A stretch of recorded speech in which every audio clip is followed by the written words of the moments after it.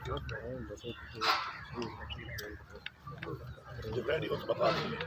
میرا colour infection ہے خراب ہے تھوڑا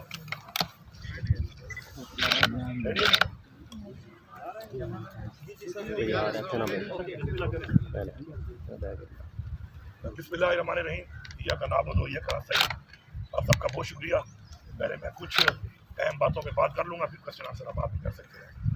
سب سے پہلے تو میں پوری قوم کو بتانا چاہتا ہوں کہ اس وقت جو ہمارے ملک میں دہشت گردی کے حالات ہیں اور بالخصوص پاکستان اور پختونخوا میں جو حالات ہیں اس کے اوپر جو ہمارے لیڈر عمران خان کی ہمیشہ پالیسی رہی ہے اور ہماری وہی پالیسی ہے کہ ان کا حل جو ہے وہ صرف مذاکرات کے ذریعے ہو سکتا ہے اور اس کا عملی ثبوت ہے ہمارے پاس ایک چیز ہوتی ہے کہ آپ صرف بات کرتے ہیں ایک چیز ہوتی ہے جو عملہ آپ نے کی ہوتی ہے اور اس کے رزلٹ ظاہر ہوتے ہیں عمران خان کی جب حکومت تھی تو آپ نے دیکھا کہ ملک میں دہشت گردی ختم ہو چکی تھی لیکن اس کے پھر بعد جو حکومت ہٹائی گئی جس طریقے سے ہٹائی گئی اس پر ہی بڑے سوال ہیں اور جنہوں نے ہٹائی اس وقت کہا کہ ہم نے ہٹائی ہے بعد انہوں نے کہا کہ جی باجوہ صاحب نے ہٹوائی ہے اس سے بڑے کویشچن اٹھتے ہیں اور ہمارے اس پہ تفصیلات تھے ہیں اور رہیں گے اور اس کے لیے اپنی ایک جنگ ہم لڑ رہے ہیں تو اس وقت کے حالات کے بعد جب جیسے ہی یہ انہوں نے ہماری حکومت گرائی تو ایک کام شروع ہو گیا کہ ایک پارٹی طریقے انصاف کو ختم کرنے کے لیے تمام اداروں نے اپنا مکمل جتنا بھی زور تھا وہ اس پہ لگانا شروع کر دیا اور ہماری پارٹی کے لوگوں کو توڑنا ہماری پارٹی کے کینڈیڈیٹ کو توڑنا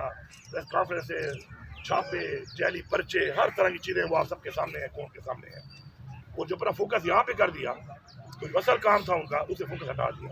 اور اس کا رزلٹ یہ نکلا کہ دوبارہ وہ چیزیں جنم لینے لگی اور دوبارہ دہشت گردوں نے اپنی جڑیں ان ایریاز میں اسٹیبلش کر دی اس میں درمیان میں ایک اور چیز جو ساتھ ساتھ ہوتی رہی وہ یہ تھی کہ عوام کے درمیان اور اداروں کے درمیان ایک گیپ آ گیا اعتماد ختم ہو گیا اور اعتماد ختم ہونے کی وجہ سے مزید یہ چیز بڑھتی گئی اور ان کو پتہ بھی نہیں چل رہا تھا کیونکہ جب عوام آپ کے ساتھ نہ ہو تو آپ ایسی کسی جنگ کا اور ایسے علاقوں میں آپ اس چیز کا مقابلہ نہیں کر سکتے ہماری 2200 کلومیٹر کی ایک طویل ایک بارڈر ہے اور یہ بارڈر جیسے ملک کے ساتھ نہیں ہے یہ وہ ملک کے ساتھ ہماری بارڈر ہے جس میں 2 سپر پاورز صرف جنگ نہیں لڑی بلکہ جنگیں ہاری ہیں انہوں نے وہاں پر پہلی جنگ جو رشیا کے ساتھ ہوئی اس میں تو پاکستان نے بھی ایک طرح سے وہ جنگ میں حصہ لیا باقاعدہ جہاد کا اعلان کر کے تو میں سمجھتا ہوں کہ وہ جنگ جو افغانستان نے نہیں جیتی پاکستان نے بھی ساتھ مل کر جیتی وہ جنگ دوسری جنگ کے ٹائم ہماری پالیسی چینج تھی اور جہاد کے بجائے ہم امریکہ کی سپورٹ میں آ گئے اور اس سے یہ رزلٹ نکلا کہ حالات ہمارے کشیدہ ہونا شروع ہو گئے افغانستان کے ساتھ اور جو اب تک وہ کشیدگی کے حالات مزید بدتر ہوتے جا رہے ہیں تو میں ابھی بھی یہ بات کروں گا کہ جو میں نے بار بار کہا حکومت سنبھالنے کے بعد کہا ہر میٹنگ میں کہا اور تقریباً 3.5 مہینے پہلے میری اس بات پہ آمادگی کی اداروں نے اور فیڈرل گورنمنٹ نے کہ آپ TOR بنائیں اور افغانستان کے ساتھ مذاکرات کے لیے ہم آگے بڑھیں گے تو TOR بھیجے ہوئے تقریباً 3.5 مہینے ہو گئے ہیں بار بار میں ریمائنڈر بھی دے رہا ہوں کہ میرے ساتھ بیٹھو اس پہ کیونکہ اسے میں نے جرگے بھی کیے پہلے چھوٹا میں نے ایک جرگہ بنایا اس کے بعد فالوڈ بائی ایک بڑا جرگہ جو ہم نے ہر قوم سے بندے لے کے بھیجنا تھا الانگ ود فیڈرل گورنمنٹ نے ہمیں لوگ دینے تھے اپنے تو ہمارا کام مکمل ہے اس لحاظ سے لیکن یہاں سے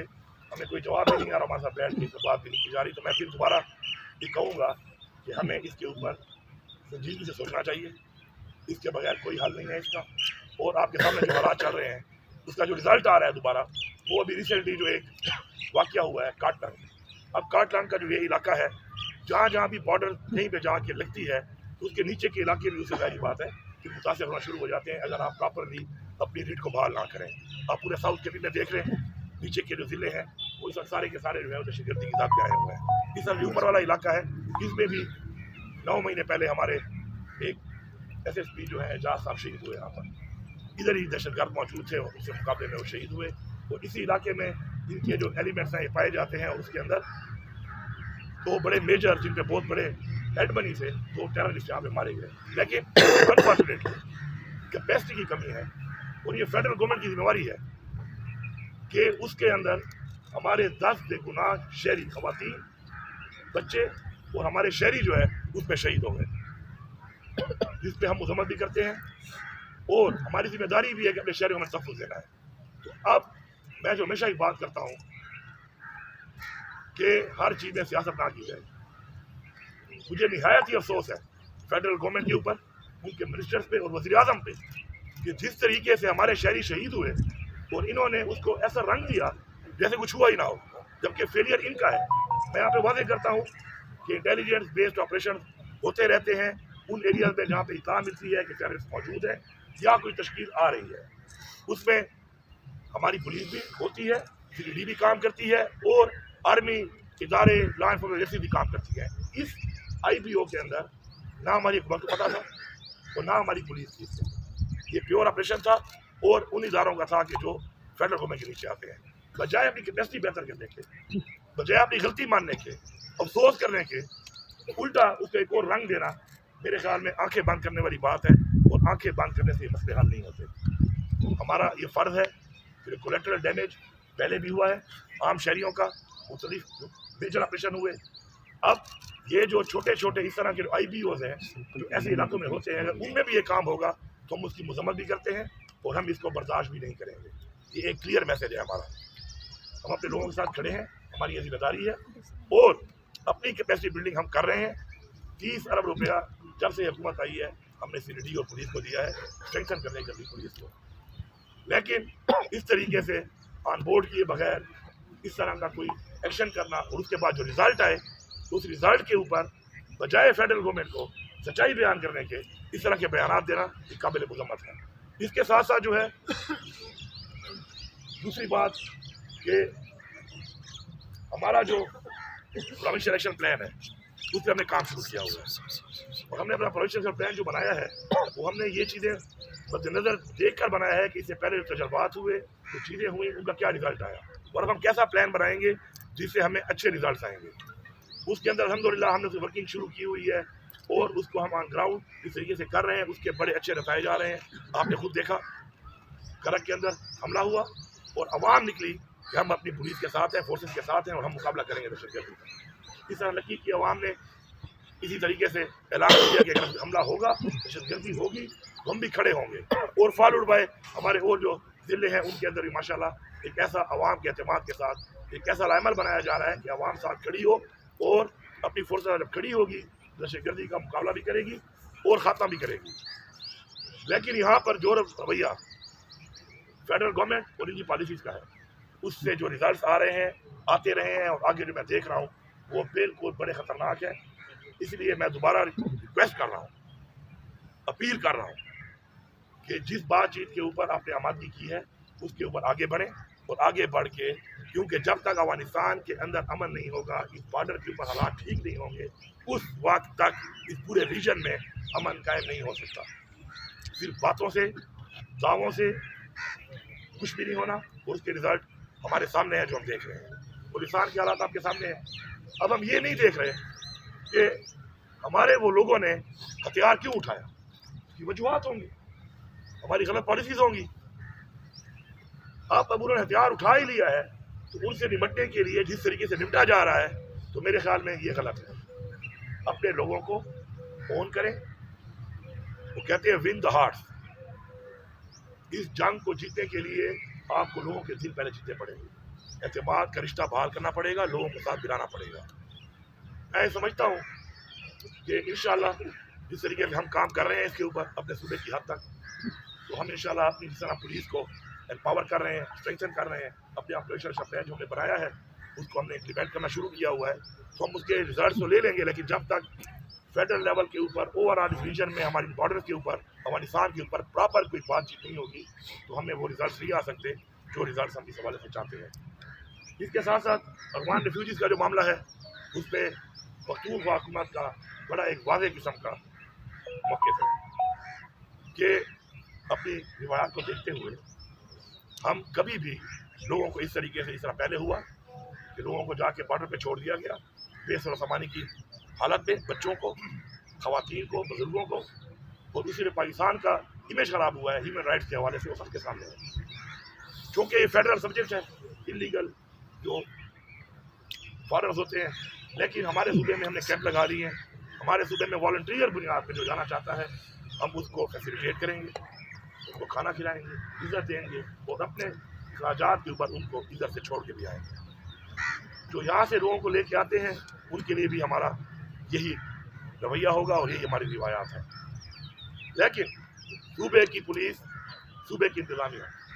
किसी को भी ज़बरदस्ती नहीं निकालेगी वहाँ से। ये क्लियर मैसेज है,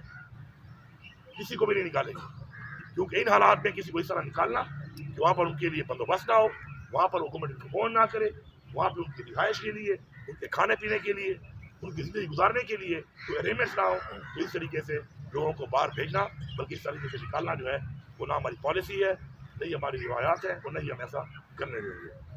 आखिर में मैं सूबे के NFC के हवाले से और कुछ और चीज़ों के हवाले से बात करता हूँ जो कि बेसिकली जड़ है कि ये जो हालात बन रहे हैं और हमने जो मर्ज किया एक ऐसे इलाके को जहाँ पे हमने ऑपरेशन किए अपने लोगों पर और उससे कोई रिजल्ट भी नहीं आए, तो उसके बाद हम उनको जो वादे किए थे वो वादे हमने पूरे नहीं किए, जिससे और भी गैर एतमादी हुई है। इस वक्त NFC ना देना 58-57 लाख आबादी आने के बाद उस सूबे को, उस सूबे के साथ और उस सूबे की उस आवाम के साथ जो उनके साथ शरीक हुई है, मर्ज हुई है, उनके साथ भी बहुत बड़ी जाती है। मैंने अप्रैल की डेडलाइन दी थी, मेरे साथ इन्होंने एग्री किया था कि अप्रैल में NFC बुलाई जाएगी, रिवाइज किया जाएगा और ये एजेंडा आएगा। तो एजेंडा हमारा एक कानूनी है और आईनी हक है, इस पर हमें भी कंटेस्ट करने की जरूरत ही नहीं है, क्योंकि हमें आईनी तौर पर ये पैसा मिल रहा है आबादी के लिहाज से, रकबे के लिहाज से जो आइन में लिखा हुआ है। तो अभी सदर साहब को जो है वो कोरोना हुआ है, मुझे पता चला अप्रैल स्टार्ट होते ही, मेरी दुआ है कि वो जल्दी से एहतियाब हो जाए, क्योंकि अप्रैल में NFC होनी है और उनका होना ज़रूरी है। नहीं तो कायम मकाम सदर जो भी होंगे उनसे हम ये काम कराएंगे। मैं बड़ा वाज़े बता रहा हूँ, अप्रैल मीन्स अप्रैल, ये मेरा आइनी हक है। इस आइनी हक के लिए भी मैं निकलूँगा, पूरे सूबे की आवाम को भी लेके निकलूँगा, पूरे सूबे की पुलिस को, इंतज़ामिया को, सरकारी मुलाजमीन को, सबको लेके निकलूँगा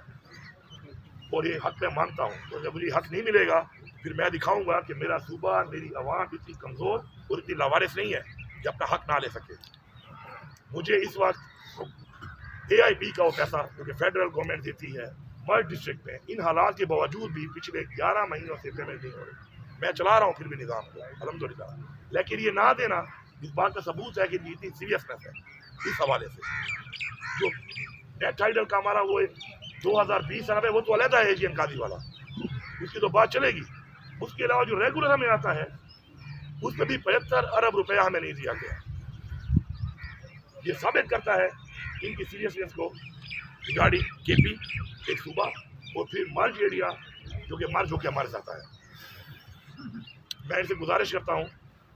ठीक है माशाल्लाह रेवेन्यू मेरे पास बहुत है, मैं एक निज़ाम को चला रहा हूँ, लेकिन इन पैसों के मिलने से इन लोगों की जो डेवलपमेंट होगी, यहाँ पर जो एम्प्लॉयमेंट होगी, यहाँ पर जो मसाइल हल होंगे, उससे ये हालात कंट्रोल होंगे। तो मेहरबानी करके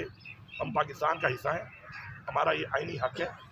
और हमारा ये कानूनी हक है, हमें ये दिया जाए। इस वक्त भी पूरा में मसला बना, सारा फाइनेंस सूबाई हुकूमत कर रही है उसको। आपका बकाखेल में कैंप है, इनकी जिम्मेदारी है, इन्होंने पेमेंट्स रोकी हुई हैं, उनको पेमेंट सूबाई हुकूमत कर रही है, ऐसा नहीं कर रही। हमारा ये फ़र्ज़ हम करेंगे, लेकिन जिसकी जिम्मेदारी है, जिसकी कमिटमेंट है, उसका ना करना, उनकी डिसकमिटमेंट, उनकी जिम्मेदारी और गैर संजीदगी, ये तीनों चीज़ें जो है इससे वाक़ होती हैं। और मैं आखिर में इतना ही कहूँगा कि जो ये बातें मैंने की हैं, इसे मैंने टाइम लाइन भी दे दी है, इसे मैंने मौके भी दे दिया है, इसके ऊपर आगे भी जो भी चीज़ आएगी सामने उसे भी आपको भी कौन को भी इंशाल्लाह। अमीन साहब आप